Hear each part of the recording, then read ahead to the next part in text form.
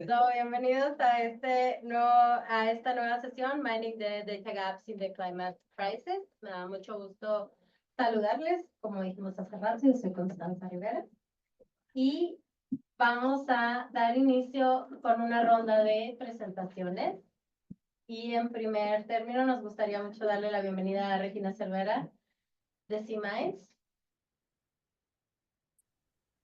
Hola, ¿me escuchan? Sí, hola. Ya, súper.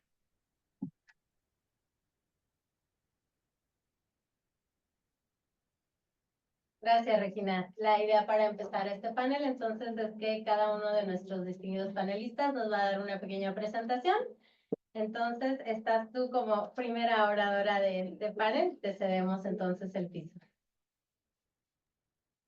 Perfecto, muchas gracias. Pues muchísimas gracias por la invitación. Es un gusto estar aquí hoy. Y bueno, para este tema, yo les quiero contar un poco de un enfoque que hemos llevado desde C-Minds. C-Minds, somos una ONG mexicana que ha trabajado en temas de tecnologías para impacto social y ambiental positivo desde hace más de 15 años. Hemos trabajado muy de cerca con la UNESCO, por ejemplo, en la recomendación de TKDIA, en la parte particularmente de sustentabilidad. Hemos trabajado muchos años también con los gobiernos como de Jalisco, la Ciudad de México, de León, Yucatán, para poder cerrar un ciclo en donde cualquier cosa que piloteemos, pensemos, ideemos en torno a este uso ético de nuevas tecnologías pueda desembocar en política pública y toma de decisiones basados en datos y en evidencia. Entonces, desde hace ya unos 4 o 5 años que estamos trabajando con mucho cariño, con mucho corazón en temas de tecnologías para naturaleza, para cambio climático. Y hoy les voy a contar de uno de nuestros casos que lo implementamos en Yucatán, junto con el gobierno de Yucatán y con la administración pasada y la actual. Pues que también creo que creemos encima en que los retos más lindos quizá es garantizar que estas intervenciones puedan trascender administraciones y que no sea lo que se pierda de un momento a otro, sino que pueda avanzar más allá.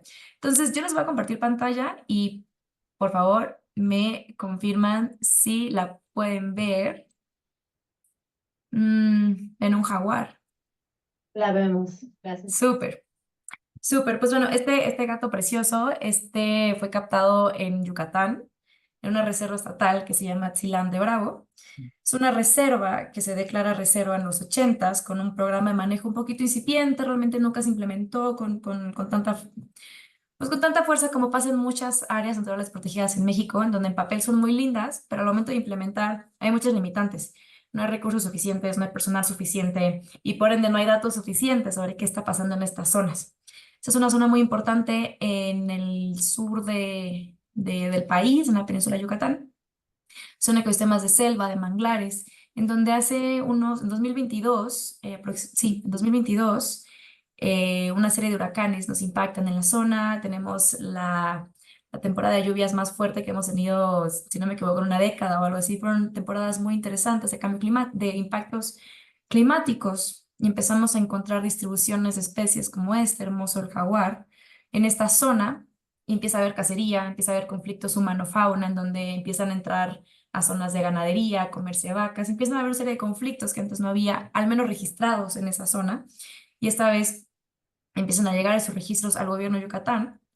Y nosotros desde C-Minds, fue una iniciativa que se llama AI for Climate, que estábamos justamente en un proceso de escalamiento con el Paris Peace Forum y trabajando con el gobierno de Yucatán, entendiendo en qué zonas podría ser prioritario trabajar con tecnologías, sensores, sistemas de IA para poder tomar mejores decisiones basadas en datos y poder proteger mejor zonas, áreas naturales protegidas y especies tan lindas como esta. Y fue una coincidencia, no sé si feliz o muy casual, que empieza a pasar todo eso al mismo tiempo. Entonces, ¿qué identificamos? Que en esta zona donde estaba pasando todas estas nuevas distribuciones de especies con datos que venían de avistamientos, de huellas, de personas que habían visto esto, de que, uy, apareció un jaguar muerto por allá, nos dimos cuenta que había un enorme data gap de qué está pasando en esta zona, porque no había ningún assessment realmente de la biodiversidad, si era saludable, si no, qué pasaba, qué faltaba. Hay cacería, entonces hay tráfico, hay un mercado, hay muchas cosas pasando y no teníamos la información. Entonces, primero, ¿cómo podemos tomar decisiones con datos que no teníamos? Entonces, generar los datos. ¿Para qué? Para poder llevar conservación y regeneración efectiva de esta zona. Se estima que 1 millón de especies en el mundo están en peligro de extinción. La policrisis que vivimos, incluida la pérdida de biodiversidad, está pasando en México. El jaguar está perdiendo distribución en todo el país. Tenemos las poblaciones más sanas en Yucatán, sin embargo, están amenazadas por proyectos de infraestructura, megadesarrollos, inmobiliarias, y hay muy pocas franjas en el estado, en la península, donde todavía hay poblaciones relativamente saludables.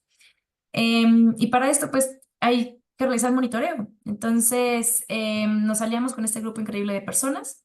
El sector privado, Huawei, tocamos unas puertas muy interesantes y Huawei responde a través de un programa que se llama Tech for All, en donde es un programa filantrópico, en donde acercan tecnologías para salud, educación, cultura, medio ambiente, y se vuelven ellos proveedores de un sistema de la nube, porque lo que empezamos a hacer fue a instalar un sistema de monitoreo pasivo, es decir, instalar cámaras, instalar sensores que captan audios, sonidos, en donde no tenemos que estar metidos en la selva como exploradores de Nat Geo recabando los sonidos y las imágenes, sino, bueno, aquí supongo que habrá mucha gente que le sabe a eso. Con un enfoque también en entender de dónde venían estos jaguares, si estaban allá o vienen de reservas aledañas. Entonces, con un enfoque también de poder entender y generar conectividad biológica con el proyecto Corredor Biológico Mesoamericano. Entonces, muchos datos, muchísimos datos. En un primer año colectamos algo así como 80.000 imágenes porque distribuimos un sistema de monitoreo muy amplio, con 600.000 minutos de audio. Entonces, fue un esfuerzo muy lindo que nos ha dado resultados muy interesantes para la zona. Y todo esto sucede gracias a que el sector académico también, la Universidad Politécnica de Yucatán, que es la única en el país en realidad que se enfoca, que tiene licenciaturas de este tipo y tienen también maestrías. Tiene la primera ingeniería en ciberseguridad, si no me equivoco, a nivel licenciatura, bueno, a nivel ingeniería, perdón, yo digo licenciatura, ahora sí. Sé cómo son los ingenieros con esto. Es brillante, ellos desarrollan los modelos que se alojan en la nube de Huawei. El gobierno está involucrado en que todo esto se vuelva a toma de decisiones y adopción total del proyecto para toma de decisiones. Y también estamos en un proceso, esto es todo liderado por la comunidad y estamos en un proceso de trascender gobernanza a que absolutamente todo sea liderado por ellos y que nosotros solo estemos para acompañarlos cuando sea totalmente necesario. Em, Bueno, esa es la zona, para que la vean, con ecosistemas de manglares, de selva, es una zona preciosa, si alguien la conoce. Lo que les contaba son sistemas que captan audio, imágenes, la infraestructura de nube donde se aloja todo, los algoritmos que han estado siendo desarrollados para varios fines. Cuando decía de entenderlo de conectividad ecológica entre jaguares, me refiero a que estamos desarrollando algoritmos que pueden identificar hasta nivel individuo jaguares y estamos trabajando contra bases de datos conocidas de otras ONGs que han trabajado con eso para conocer si los jaguares que vemos en nuestra zona salieron de la reserva que está al lado o no, hacia dónde van, hacia dónde vienen, em, para entender igual dónde están las zonas que hay que reforzar conservación, las zonas donde hay conflictos y las zonas donde ya está conservado, dejémoslas así, y que podamos, por ejemplo, algo que ha sucedido es que hemos hecho este reconocimiento para entender mejor la biodiversidad de la zona, que ha llevado a que también la comunidad está siendo capacitada, han recibido capacitación en monitoreo de biodiversidad, en manejo de proyectos, project management. Lo que queremos es que eventualmente no tenga que haber, ojalá, ninguna ONG intermediaria, sino que puedan ser ellos su propio modelo de gestión de proyectos y que pueda esto llevar a mucha más autodeterminación y oportunidades económicas. Aquí están ellos manejando los equipos, todo. Y tenemos una plataforma que ahora está en versión beta, la idea es que sea, la idea es que mejore este UX es, no se va a ver así. Pero bueno, es una plataforma de acceso abierto ahora, en donde proyectos del Estado ahora pueden subir imágenes y contra bases de datos podemos entender dónde vienen los individuos, a dónde van, más o menos. Ahora estamos en eso. El algoritmo con un 90% de precisión te identifica un jaguar con una base ya conocida. Y ahora este año estamos expandiendo a que no solo más proyectos del estado también puedan estar acá, sino Guatemala, Costa Rica, Colombia, Ecuador, Perú. Ya estamos trabajando con ellos también para poder tener pues, un ecosistema conectado en donde podamos entender estos factores de conectividad, fortalecer con una estrategia de corredor biológico, análisis de datos. Entonces, es un esfuerzo colectivo para poder interoperar datos de forma segura. Hemos testeado qué significa también intercambiar información tan sensible, que son, pues, aunque uno piensa, es la foto de un jaguar, qué tan sensible puede ser, pues puede caer a manos de muchos tipos de mercados, de tráfico. Entonces, ¿cómo hacerlo de forma segura? Y que en bloque, por así decirlo, en conjunto, todos estos proyectos podamos hacer muchas cosas, como tomar decisiones de políticas, si hay que fortalecer zonas de conservación, crear nuevas, acceder a financiamiento que pueda llegar a comunidades y a grupos de base, generar líneas. También estamos trabajando ahora con qué significa que el jaguar, como en Ecuador, que en otras partes de la región sea sujeto de derechos. En Yucatán hemos tenido ahora muchos temas importantes con conflictos en las zonas por desarrollos de infraestructura. Entonces, ¿cómo podemos también fortalecer esquemas de derechos para las especies con datos? Eso es un poquito lo que les estaba contando también. Aquí les pongo una frase. Tenemos un documental muy lindo que les puedo dejar el link que vayan a YouTube. Y este es Don Juanito, uno de los líderes comunitarios. Aquí está, no debería estar acá. Pero él empieza el documental diciendo que cuando él se muera se quiere convertir en un jaguar. Y en realidad las zonas en las que trabajamos están totalmente informadas por lo que ellos dicen. Nosotros no tenemos ninguna metodología científica tan rigurosa, sino que todo es Don Juanito ha soñado que corre como jaguar y ahí vamos a donde el sueño que corre, que en las noches sueña que es un jaguar y vamos a poner nuestros sensores y nos ha dado muy buenos resultados. Como que ahora la zona está bajo un proceso de expansión. Si ven, aquí se ve un poquito todo esto que ven cuadraditos, todo eso es parte de la reserva, pero es una franja ganadera muy grande. Entonces, y hay muchos temas con terrenos, tenencia de tierras, y ya hay una primera zona que se volvió zona núcleo de conservación, que era zona también, que era zona ganadera, y estamos trabajando porque más zonas también puedan entrar a este nuevo modelo. Em, y bueno, eso también está haciendo parte de las metas 30x30 del Estado. También en Yucatán se está aprobando un programa de financiamiento permanente y ha sido mucho para reservas, ha sido mucho de aprender que con datos se puede comprobar buena gestión, buen manejo, que las zonas son efectivamente conservadas y que por ende, pues hay que financiarlas mejor.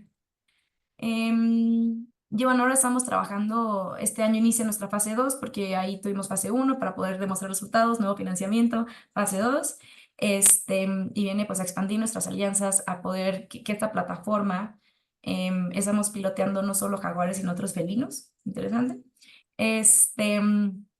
y justamente poder tener una gobernanza de replicabilidad mucho más fuerte que venga desde las comunidades y no tanto desde nosotros como intermediarios. Desde Home QR, este es un reporte que sacamos a principios de este año, en donde justamente este reporte en lo que se enfoca es el uso ético de esos sistemas de IA, que significa trabajar con datos tan sensibles, compartir entre instituciones, el impacto ambiental que pueden tener nuestros sistemas y cómo mitigarlo, qué significa construirlo con biólogos, con estudiantes, con mujeres, con personas de comunidades locales. Entonces, pues aquí se los dejo, si lo quisieran descargar. Y bueno, una fotito, este fue el primer año que registramos Puma, lo cual es súper lindo para nosotros también, que tenemos ya todos los felinos de importancia para Mesoamérica en la zona y antes no sabíamos nada de esto. Entonces, bueno, yo espero haber respetado el tiempo. Muchas gracias.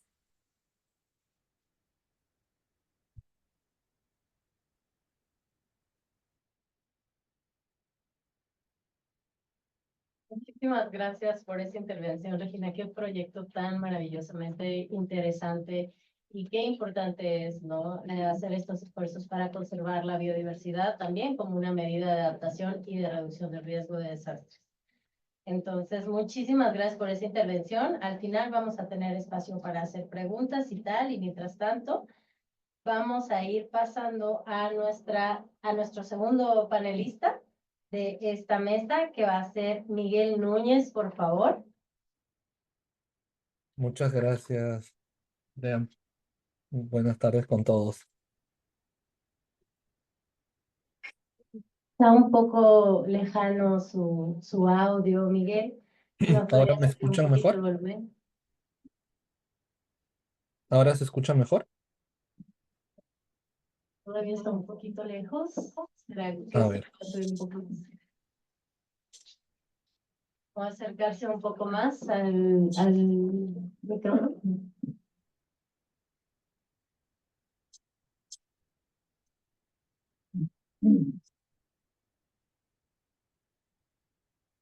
ahí deberíamos estar mejor. Sí, mucho mejor. Muchísimas gracias, Miguel. Bienvenido. Adelante, por favor. Muchas gracias por este espacio, por la invitación, Andrea, Andrew, y a toda la organización. Bueno, básicamente, mi nombre es Miguel Núñez del Prado, yo vengo del Banco Mundial. Nosotros trabajamos en el programa de clima y gestión de desastres para el sistema de salud. Hoy día yo les vengo a presentar una de nuestras herramientas que busca ver, por ejemplo, la accesibilidad, medir la accesibilidad de las personas al sistema de salud. ¿Por qué esto es interesante? En nuestro programa nosotros tenemos diferentes herramientas que nos van a permitir poder hacer, sobre todo, buscar la priorización tanto de los pueblos que pueden estar en riesgo como de la infraestructura de salud. Entonces, nuestra aproximación es centrada en la población. Entonces, nosotros revisamos a la población, a los sistemas de salud y a todos los sistemas que acompañan los establecimientos de salud, como pueden ser agua, telecomunicaciones, electricidad, que pueden estar, digamos, afectos a algún tipo de desastre, ¿no? Entonces, lo que estas herramientas a nosotros nos permiten hacer es poder justamente priorizar la inversión en el sector público para poder intervenir y poder mejorar la parte de preparación ante los riesgos. Entonces, dentro de este conjunto de diferentes herramientas, yo les quiero hablar del de la accesibilidad, ¿no? Nosotros generalmente, una de las cosas que vamos a medir es la accesibilidad física de las personas a los hospitales, es decir, ¿cuánto tarda una persona, por ejemplo, en llegar al sistema de salud? ¿No? Este es un ejemplo de un artículo que hemos publicado hace algún tiempo, donde medimos, por ejemplo, el tiempo de accesibilidad en Lima, Perú, ante terremotos e inundaciones. Entonces nosotros podemos ver cómo la accesibilidad física se pierde. Entonces, muchas veces la respuesta ante este tipo de situaciones es decir, ok, vamos a ir a telesalud, ¿no? Entonces vamos a hacer que la población se atienda mediante telesalud. El problema de este tipo de políticas es que a veces no se evalúan a priori para saber qué partes del territorio pueden estar preparadas o no para recibir este tipo de servicio. Entonces, nosotros justamente proponemos una metodología que combinando, por ejemplo, la población, datos de calidad de servicio, de la conexión y la localización de los sistemas de salud, pasando por una indexación de datos, la verificación de la calidad de servicios de los servicios de salud, nos va a poder brindar un análisis digamos, geoespacial de las regiones que estarían preparadas para poder soportar este tipo de servicios, ¿no? Tanto en oferta como en demanda. Y con el fin de poder informar a los tomadores de decisiones, sean los ministerios, por ejemplo, de infraestructura, de Hacienda u otros, para que puedan, por ejemplo, priorizar las inversiones en estas zonas, ¿no? Entonces, lo primero que nosotros hemos hecho ha sido tomar los datos de población de forma hexagonal para Perú y Lima, combinados con los datos de, por ejemplo, velocidad de descarga, velocidad de carga y la latencia, que nos los han dado un partner que es Ocla. Hemos podido, y bueno, junto a la localización de los hospitales de las diferentes categorías de atención primaria, secundaria y terciaria, ¿no? Hemos sido capaces de poder combinar estos datos, indexarlo en utilizando los hexágonos de H3, ¿no? Donde teníamos, ¿no? Población, calidad de servicio y la presencia o no de servicios de salud, ¿no? Para el 2022 y 2023. Entonces, básicamente esto es lo que nosotros encontramos. Acercando, digamos, a Lima, haciendo un zoom, al igual que a nivel del Perú, el país, a nivel nacional, vemos que tenemos, por ejemplo, para los datos de calidad de servicio, tenemos zonas donde no tenemos datos. ¿Por qué? Probablemente en esas zonas las personas no han hecho algún ping para saber cuál es su calidad de servicio, ya que todas estas lecturas que nosotros hemos adquirido son un histórico de cuando las personas comprueban la calidad de servicio que tienen. No es una colecta de forma activa, es una colecta pasiva.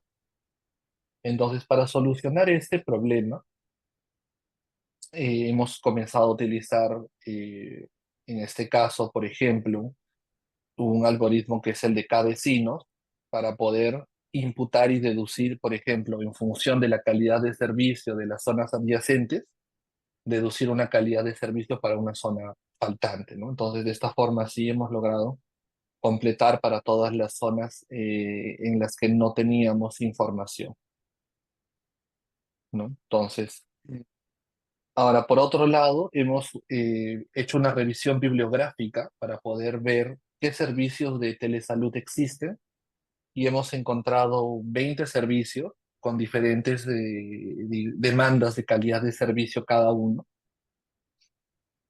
desde telepresencia, ¿no? Hasta monitoreo en tiempo real de pacientes en viviendas, hasta, por ejemplo, comunicación por mensaje de texto o, ¿no? Para notificación de emergencias, ¿no? Entonces, desde lo más demandante, digamos, hasta los servicios, digamos, que demandan menos recursos de, de, eh, de servicio. Entonces, en función digamos, a la, a la velocidad de descarga, de carga y a la latencia, nosotros hemos sido capaces de justamente caracterizar todos estos territorios para ver cómo están, ¿no? Entonces, en un primer ejercicio hemos tomado, ¿no? Hemos hecho un clustering para poder ver, por ejemplo, las zonas que comparten la misma característica, tanto de velocidad de descarga, de carga, la latencia, y nosotros podemos ver acá, por ejemplo, ¿no? Que el clúster verde, por ejemplo, es el que mejor calidad de servicio tiene. El verde más claro tiene una calidad moderada, el marrón, perdón, el naranja es una calidad limitada, y en rojo tenemos una calidad insuficiente, ¿no? Entonces, ya esto informa de qué zonas, por ejemplo, pueden estar, digamos, en desventaja frente a una accesibilidad, eh, digamos, electrónica. Entonces, comparamos estos resultados con los resultados que obtuvimos de la accesibilidad física y podemos ver que hay como un overlap, ¿no? Que igual el centro de la ciudad, por ejemplo, es el que comparte de alguna forma la mejor accesibilidad física y la mejor accesibilidad también electrónica, ¿no? Y en el sur, en las zonas donde se puede observar que la accesibilidad física es bastante limitada, ¿no? Al igual que el norte, que son zonas periféricas y en crecimiento de la ciudad, también notamos que en cuanto a calidad de servicio es insuficiente o también es muy limitado. Y bueno, igual a nivel de país, ¿no? Entonces, esto nos permite de alguna forma poder informar sobre las diferentes inversiones en infraestructura digital que se necesitaría, por ejemplo, para poder llevar estas zonas, digamos, de conectividad insuficiente y limitada a por lo menos moderada, ¿no? Eh, Hemos hecho este mismo análisis para, digamos, los 20 servicios. En este caso, hemos hecho una clasificación binaria para saber si es suficiente o insuficiente. Entonces podemos ver que, por ejemplo, para algunos servicios, sí, digamos, la mayor parte del territorio está preparado, ¿no? Eh, En este caso, por ejemplo, para poder guardar y reenviar textos para comunicaciones, ¿no? Para mensajes de texto y telefonía, pues la información sí, digamos, o sea, el territorio está preparado, digamos, ¿no? La infraestructura puede soportar, salvo en algunos lugares en el norte. Eh, Hemos hecho un pequeño cuadro resumen por cada uno de los servicios para ver cuál es el porcentaje de población que podría ser beneficiada por cada uno de los servicios. Y en el caso de, por ejemplo, la telepresencia, la telecirugía y la telemedicina en tiempo real, la infraestructura digital no está preparada todavía para poder realizar ese tipo digamos, de servicios, ¿no? En el territorio, el 0% digamos, sería beneficiario, ¿no? No se puede. Contrario a, digamos, ya otro tipo de servicios, como pueden ser, ¿no? El sistema de referencia médica, ¿no? El historial electrónico, imágenes en alta resolución, ¿no? Podemos ver que por lo menos 18%, ¿no? De la población ya podría por lo menos contar con ese servicio, ¿no? Aplicaciones de telemedicina en alta resolución, 94%, monitoreo de salud móvil, 20%, ¿no? Eh, Monitoreo en casa, gestión de enfermedades crónicas, ¿no? Tenemos ahí 19 y 97% respectivamente, ¿no? Bueno, como les decía, estos tres servicios están, digamos, ¿no? No están disponibles. Y bueno, vamos teniendo igual ya en esta segunda parte con los servicios que son, digamos, menos demandantes en calidad de servicio, una tasa de penetración bastante más alta, salvo por ¿no? el récord electrónico personal, que igual también está un poco bajo, ¿no? Entonces esto nos permite ver a nivel nacional y subnacional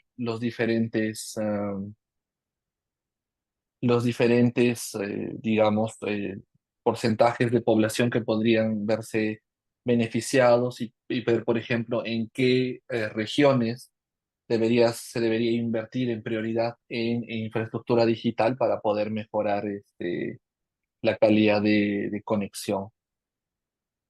Desde el otro punto de vista que estamos analizando, hemos visto, digamos, toda la parte de de la demanda de servicios, es decir, qué partes del territorio podrían recibir este servicio, pero tenemos que ver también el otro lado, que son los centros de salud, es decir, qué porcentaje de los centros de salud están en zonas en donde la cobertura y la calidad de servicio también les permite poder ofrecer ese tipo de servicio. Entonces acá, por ejemplo, ¿no? Hemos hecho el ejercicio para la atención primaria, ¿no? Y vemos que también para aquellos servicios que no son muy demandantes de calidad, digamos, están bastante preparados. Sin embargo, igual hay una necesidad de poder mejorar la infraestructura para poder proveer servicios un poco más avanzados, ¿no? Como el monitoreo móvil o el monitoreo en casa. Y eso es lo que les quería comentar. Entonces, básicamente, en conclusión, nosotros presentamos una herramienta digital que nos va a permitir poder ver eh, las métricas de conexión y cómo éstas soportan al sistema de salud, ¿no? Entonces, en este caso, nosotros hemos utilizado los datos de Speedtest como un proxy de calidad de servicio, ¿no? Porque digamos, todo un tema en cómo se colectan estos datos que no necesariamente reflejan de forma directa la calidad del servicio, pero nos permiten indirectamente ver cómo esta funciona, ya que la calidad del servicio de la red a veces no es tan simple de poder adquirir, ya que es una información privada generalmente de los operadores telefónicos, ¿no? Nos permite mostrar una segmentación de las diferentes categorías de conexión que existen, ¿no? Pudiendo conservar los grupos homogéneos y viendo espacialmente dónde están estos grupos y qué nivel de calidad de servicio tienen, ¿no? Podemos identificar también los hospitales y los centros de salud que, por ejemplo, necesitarían más conectividad para poder brindar este tipo de servicios, pero también se tiene que ver el lado tecnológico dentro del hospital para ver si está preparado. Es algo que todavía nosotros no hemos revisado. En este estudio consideramos de que los establecimientos de salud estarían ya tendrían, ¿no?, la capacidad de poder brindar este servicio internamente, y solo estamos analizando la parte de conectividad, ¿no? Pero eso es un gap que en el futuro esperamos poder medir.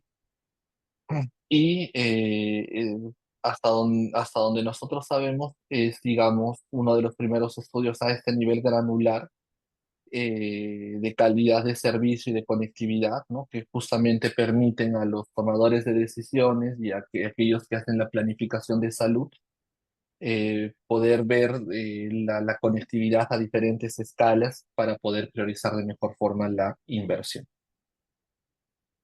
Y eso es lo que les quería contar el día de hoy. Muchísimas gracias.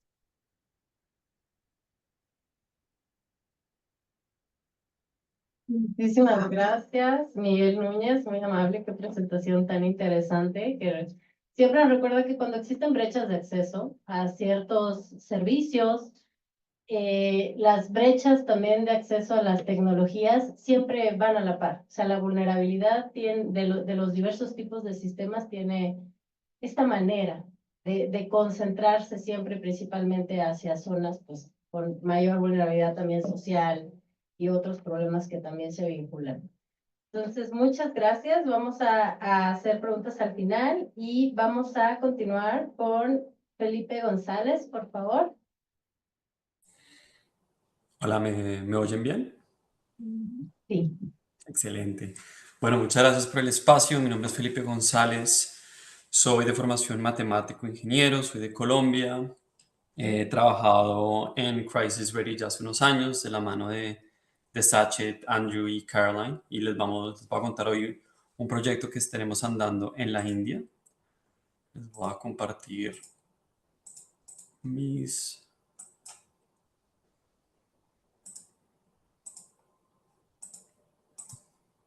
Deberían estar viendo una diapositiva. ¿Sí? Excelente, listo. Entonces, este proyecto se llama Community Hats. Las siglas de modo inmediato traducen en español a estrategias adaptativas para el calor ideadas por la comunidad. Entonces, voy a contar un poco qué es este proyecto y sobre todo, pues, qué brechas estamos llenando, ¿cierto? Entonces, rápidamente, el equipo en esencia es la Organización de Mujeres Autónomas de la India, SEWA. Es una organización que tiene más de 3 millones de miembros. Eso para referencia significa que esta organización es más grande que el 50% de los países en la Tierra. Es una organización inmensa y con la que realmente es un placer trabajar. Y el otro, digamos que miembro principal es la Universidad de Harvard en Estados Unidos, y tenemos otros actores locales que nos ayudan también en el proyecto. Entonces, un poquito para establecer el contexto, pues lo primero es cuando va a ser muy caliente para trabajar. Todos sabemos que la temperatura de la Tierra solo está aumentando, pero no es claro las definiciones de qué es una ola de calor, cuando estamos en una crisis, cuando estamos en estado de emergencia, sobre todo en ciertos lugares del mundo. A esto se le agrega que realmente no tenemos la menor idea de qué efecto tiene estar tan expuestos al calor a esos niveles durante tanto tiempo, ¿cierto? La ciencia claramente lleva haciendo lo suyo durante muchos años. El problema es que ha sido enfocado únicamente en atletas y militares, con un caso aislado de estudios en Centroamérica muy específicos en trabajadores rurales, pero en realidad no tenemos como muchos datos ni mucha ciencia y conocimiento alrededor de cómo impacta exposición a esas temperaturas, sobre todo en el sector informal. Y encima de esto le agregamos que tenemos un montón de ideas de cómo enfrentar el calor, desde remedios locales hasta estructurales de arquitectura. Sin embargo, no han sido desplegadas a gran escala porque muchas de ellas carecen de su adaptación local. El clásico ejemplo es es muy útil pintar el techo de blanco y está demostrado que disminuye la temperatura, pero si solamente mi casa la pinta de blanco en un barrio de invasión, en un lugar expuesto al calor, pues no va a hacer mucha diferencia. Entonces este es el contexto donde arrancamos y esto pues se exaspera teniendo en cuenta que trabajamos en el sur de Asia, donde más de pues, cerca de 200.000 millones de personas viven, en una de las zonas más calientes de la Tierra. Entonces este es el punto de partida del proyecto. Ha tenido ya varias iteraciones, pero quiero contarles rápidamente en qué estamos. Entonces, el proyecto en sí es desplegar una plataforma tecnológica que consiste en una serie de sensores ambientales. Son sensores común y corrientes y comerciales que miden temperatura del aire, miden también humedad en el ambiente y tenemos algunos otros específicos de gama un poco más alta para ciertas como casas específicas como garantía de que estos sensores están funcionando, pero en realidad son sensores que cualquiera de nosotros puede tener en la casa de marcas generales. El siguiente implemento son pulseras inteligentes. Estamos hablando específicamente Fitbits. Creo que todos de pronto ya son familiares con esta tecnología, pero en sí es un aparato que nos permite saber con bastante precisión los ritmos cardíacos y en función a eso inferir los patrones de sueño, la calidad de nuestro sueño y con acelerómetros dentro de ellos podemos saber el movimiento o al menos tener una idea general del movimiento.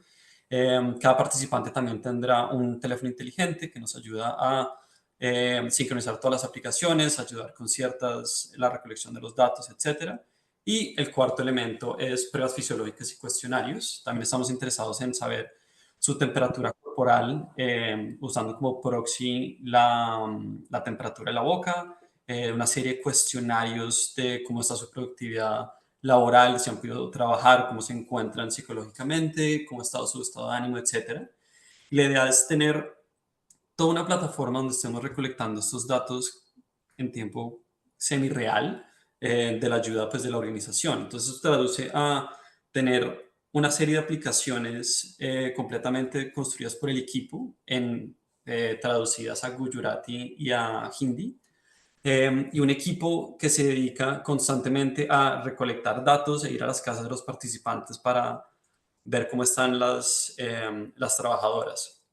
Entonces, esto todo es obviamente la mano de Sewa y en este momento tenemos 96 trabajadoras desde casa. Son mujeres que trabajan la mayoría de sus días desde la casa construyendo, imagínense, prendas, cometas, diferentes sectores, pero todo está concentrado desde la casa. Son mujeres supremamente vulnerables e informales, que es la mayoría de la India.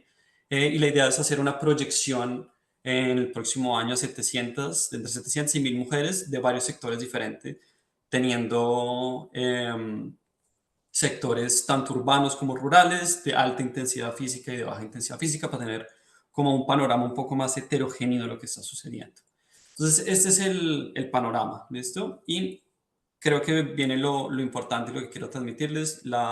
Obviamente la plataforma y todo tiene un esfuerzo y digamos que una serie de logros estructurales y a nivel de ingeniería, pero creo que lo que importa para este panel es por qué hacer este tipo de estudios, ¿cierto? Entonces es muy importante que si uno se pone en los zapatos de una universidad o grandes de tipos completamente académicos, pues este tipo de proyectos suenan apetecibles, ¿cierto? Involucra un montón de datos, va a haber un análisis, vamos a tener modelos de inferencia, etcétera, pero para trabajar con una organización de estas tiene que haber algo inmediatamente útil para los participantes, para las hermanas, como dicen en la organización. Entonces, lo primordial de este tipo de plataformas es que permite probar esquemáticamente y de una forma rigurosa diferentes intervenciones. ¿A qué me refiero? Al tener esta plataforma y tener 100 mujeres de cada uno de los sectores, podemos de la mano de la organización y los actores locales tener una serie de intervenciones tipo abrir un hueco en el techo, pintarlo de blanco, tomarse descansos a ciertas horas, etcétera. Y pudiendo partir en grupo de control e intervención, podemos digamos, con bastante certeza decir si esto realmente funciona. Está bajando la temperatura de la casa, no la está bajando, etc. Lo siguiente que tiene y lo que le interesa a SEGUA es precisamente que estas soluciones ya están localizadas. Hay literatura de casos de éxito en algunos otros lugares, pero el contexto de la India y el contexto de cada país es muy preciso y tiene sus idiosincrasias. Por lo tanto, no hay garantía de que las cosas se puedan acoplar tan rápidamente. Al tener esto inmediatamente desplegado, podemos sobrepasar cualquier problema de brecha de conocimiento, cultural, etcétera, porque ya están ahí casi andando esas soluciones. Y lo último es que estamos midiendo no solo, estamos viendo lo realmente relevante, ¿cierto? Porque podríamos agarrar estas casas, hacer una serie de intervenciones y decimos que la temperatura bajó 2 grados, bajó 3 grados, pero realmente no está afectando la calidad de sueño de la participante. Sigue teniendo noches pésimas por la temperatura en la que se encuentra, o el ritmo cardíaco está por fuera de lo que los médicos consideran viable. Entonces, podemos medir las temperaturas y medir ciertas como su entorno, pero al final también estamos midiendo los datos que son relevantes para este tipo de organizaciones y lo que realmente importa al final de estas intervenciones. Como secundario, digamos que otra serie de cosas que también tiene beneficio proyectos de este estilo es que promueve la exclusión de seguros paramétricos localizados. Estoy hablando de tener un esquema donde podamos compensar a las mujeres porque es un día muy caliente y eso es todo un tema en sí mismo. Pero digamos que al menos esto hace un argumento de que tiene que ser un poco más sofisticados estos productos porque tener una sola temperatura máxima en una banda por toda la India, que es lo que reporta la temperatura satelital, no es suficiente. Permite informar política pública y sistemas de detección temprana. Tenemos una infraestructura de medición de temperatura en diferentes microlugares y se pueden hacer argumentos de, por ejemplo, en el monzón la temperatura baja, pero la humedad se eleva sustancialmente y la experiencia térmica es igual o peor que como eran los veranos. Y por último, pues hay un aporte claro a la ciencia sobre los fenómenos locales. Estamos hablando de hacer inferencias o estudios en lugar donde es más relevante y no necesariamente en un laboratorio donde todo está aislado. Y pues claramente estos datos pueden ser publicados anonimizados y podemos incluir toda la batería de investigadores que ya existe para ver qué más información podemos extraer. Ya para terminar, esto creo que resuena con personas que hacen proyectos similares, pero de pronto son un poco obvias, pero quiero hacer énfasis rápidamente y es importantísimo involucrar a los actores claves, sobre todo los participantes, desde el comienzo. El desarrollo de estas aplicaciones tiene que ir de la mano de estas mujeres, personas que los van a usar. Canales de comunicación supremamente importantes, algo tan obvio o de pronto no tan obvio como un canal de comunicación como es un grupo de WhatsApp hace maravillas en estos proyectos. No olvidar que la parte transferible o portátil del proyecto es la plataforma como medio de generar información y todo lo demás debe ser localizado. Es decir, es muy importante que las soluciones y las intervenciones sean adaptadas al contexto de la India o si no, probablemente van a fallar. Y para terminar, la forma de medir el éxito claramente de estos proyectos viene directamente de los participantes. Si ese tipo de proyectos solamente traducen a publicaciones o repositorios de datos que no se están usando para el bienestar de las personas que lo aportaron, es una brecha que hay que cerrar, ¿cierto? Entonces, la forma de medir si fuimos exitosos con este proyecto es tener una serie de intervenciones, una serie de recomendaciones que la organización puede implementar a gran escala que efectivamente ayuden a la vida de estas mujeres. Eso es lo que tenía preparado. Espero, si tiene alguna pregunta más que contento de responderlas y te devuelvo la palabra.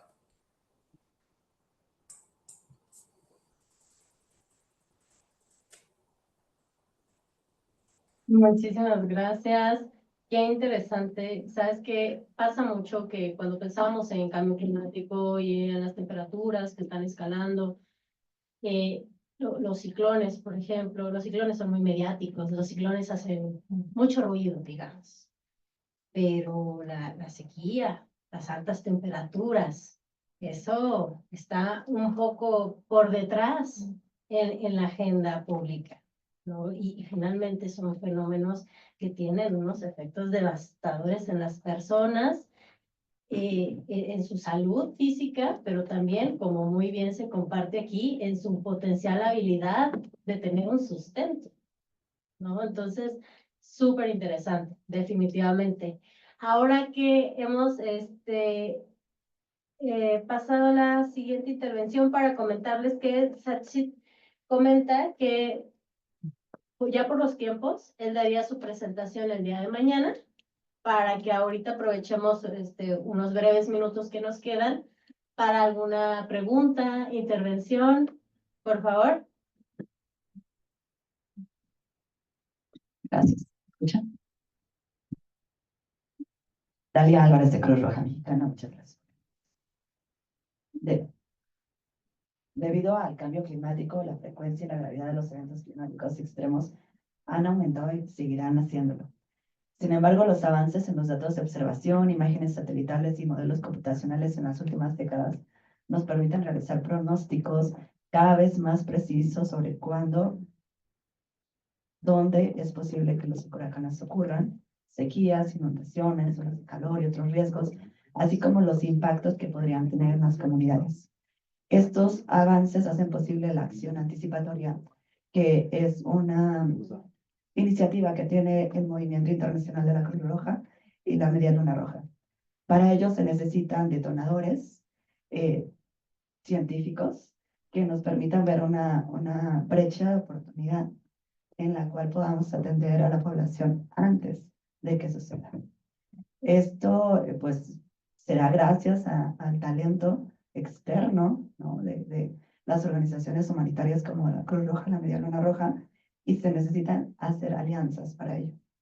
Que la pregunta para los panelistas, y en específica esta que tiene que ver con cambio climático, ¿qué detonadores, qué herramientas tenemos disponibles ya para poder identificar posibles olas de calor, niveles de lluvia meteorológicos que los colegas tienen disponibles gracias a los avances tecnológicos que trabajan? Es la pregunta, gracias. Muchas gracias por parte de nuestras panelistas, Regina, Felipe, Abraham, Satchit. ¿Tuvieran alguna intervención con respecto a esto? Yo puedo, no sé si... Por favor. ¿Sí? Por favor, adelante. Solamente quiero hacer un comentario que algo que nos hemos enfrentado, al menos durante este proyecto, es hay una serie de herramientas, hay una serie de monitoreos y todo, y estoy de acuerdo que han avanzado un montón, pero algo que nos sorprende es que no existe, por ejemplo, en el contexto del calor, no existe una definición clara de qué es una ola de calor, qué es, cómo se mide y qué estamos previendo. Digamos que en otros fenómenos estamos hablando de algo tan sencillo como un huracán o un terremoto, es evidente y lo tenemos completamente definido. Las olas de calor es algo que todavía no tenemos un consenso científico y cada comunidad la define de cierta forma.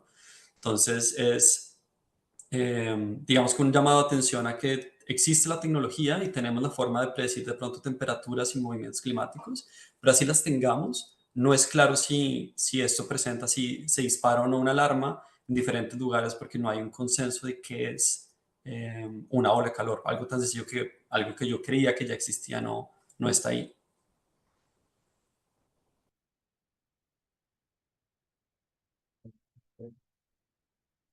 Couple of comments and observations on what we've been talking about. This is a classic panel on climate change where people come at it from completely different angles, right? We're talking about jaguars. By the way, T4N has the best logo I've seen in years.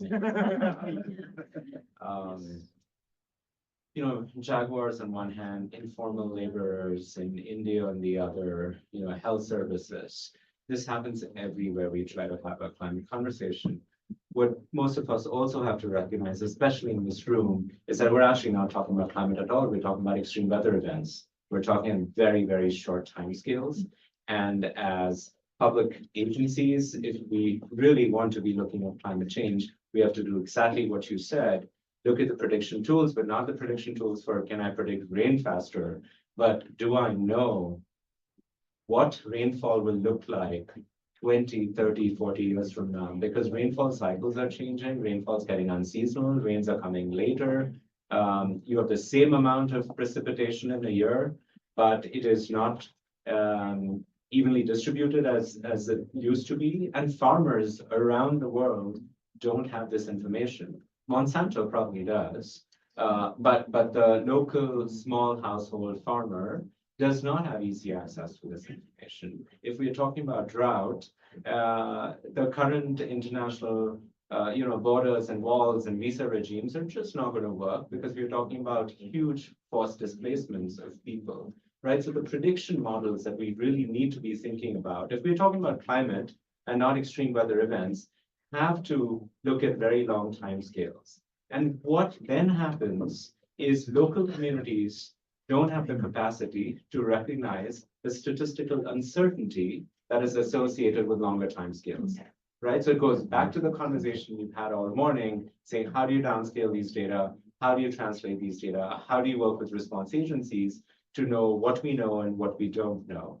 And if we've learned anything from the pandemic, it's that scientists and public health agencies have to be very transparent about what they know and what they don't know when communicating with communities. I think these three very, very different presentations do a very good job of illuminating just how diverse our perception of what working on the intersection of climate change and disasters means. You know, it's everything. So. Muchas gracias. Thank you very much. Yeah, I have a question. It's like, is there a way to measure the number of deaths, for example, here in Mexico? There was just recently a New York Times article about heat-related deaths in younger males increasing. And I was wondering, is there a way are we measuring that in Mexico? And I'm sort of looking at it through the lens of a response agency. Last year, we had a very big heat wave in the summer of July in Mexicali. It was 50 Celsius. And the people that were suffering most who didn't have AC, migrants who were on the Mexican side of the border without any shade, potentially jeopardizing their lives. And so what do we do in the short term? We managed to contact a company that makes Suerox, and they donated a full, I believe it was 2 truckloads that we shipped to Baja, and in conjunction with local authorities, we distributed that because it was an essential ORS that could be distributed. But if we had a clear idea, I mean, a lot of it sometimes with companies is like a marketing element, like how do we talk about it if we can't show you numbers, right? And so I guess the question is, can we demonstrate numbers so that we can then approach companies to then do something about it in the short term while we come up with strategies for intervening in the long term?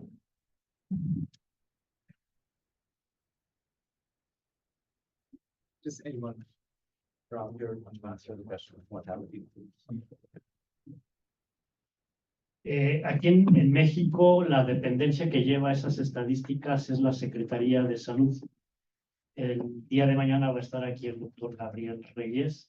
Podría darnos ya algunos datos, yo creo, más precisos. Lo que sí puedo comentar que en el 2023 y 2024 tuvo un incremento sustancial el número de defunciones atribuidas a ondas de calor.